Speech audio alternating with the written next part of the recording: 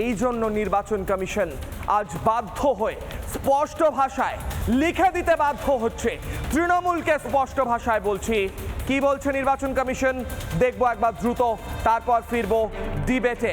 নির্বাচন কমিশন বলছে তৃণমূলকে সাফ বার্তা দিচ্ছি, এটা নির্বাচন কমিশনের অফিসিয়াল হ্যান্ডেলে তারা লিখছে, তৃণমূলকে সাফ বার্তা দিচ্ছি, এবার বাংলার নির্বাচন হবে ভয়মুক্ত, এবার বাংলার নির্বাচন হবে হিংসা মুক্ত, এবার বাংলার নির্বাচন হবে হুমকি মুক্ত, এবার বাংলার নির্বাচন হবে প্রলোভন মুক্ত, এবার বাংলার নির্বাচন হবে সবচেয়ে গুরুত্বপূর্ণ ছাপ্পা মুক্ত এবং জ্যাম মুক্ত। এবার বুথ জ্যাম হবে না বাংলায়। নির্বাচন কমিশন কি লিখছে? তৃণমূল কংগ্রেসকে ইংরেজি ভাষায় তারা লিখছে স্ট্রেট টক টু টিএমসি।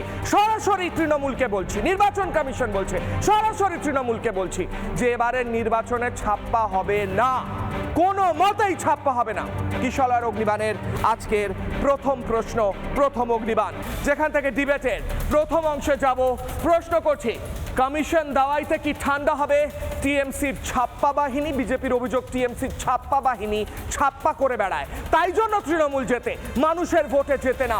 এবার কমিশন দাওয়াই কোনো জায়গায় ছাপ্পা হবে না। কিশলয়ের অগ্নিবাণ সন্ধ্যে 6টায় বাংলার 1 নম্বর ডিবেট শোতে এই মুহূর্তে যারা উপস্থিত রয়েছেন তাদের কাছে যাব।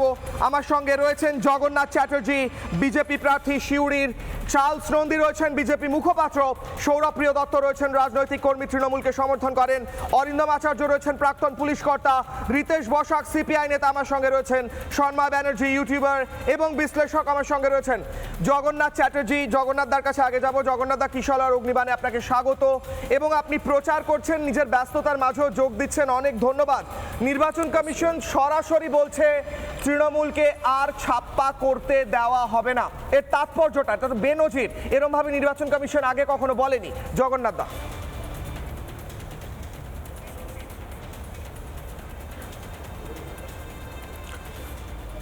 নির্বাচন কমিশনের কাজই সেটা, নির্বাচন কমিশনের আগে বলেনি তা না। নির্বাচন কমিশন নিশ্চিতভাবে তাদের প্রক্রিয়ার মধ্যে চেষ্টা করেছে যাতে ছাপ্পা না হয়, অবাধ এবং নিরপেক্ষ ভোট হয়।